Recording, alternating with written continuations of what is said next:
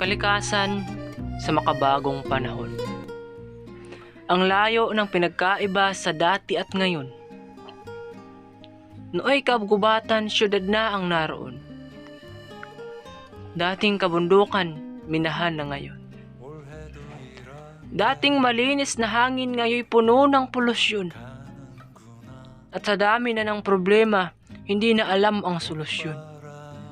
Halaman, isda, hayop at tao'y sana'y tandaan mo na ang bawat isa ay may obligasyon sa mundo. Maaring sa ngayon hindi pa natin napapansin alang halaga ng bawat isa dahil nandyan pa sila. Pero katulad din yan ng pag-ibig, di ba? Bago mo marirealize na mahal mo pala siya kapag wala na, nandun na siya sa piling ng iba. Tulad din yan ng kalikasan.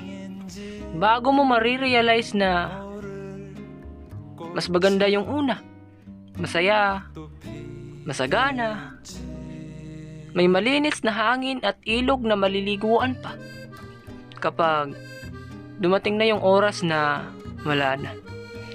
Imposible nang balikan yung nakaraan na puno ng saya, yung kahapon na masagana pa. Kaya paano tayo makapagpapatuloy kung wala na ang iba?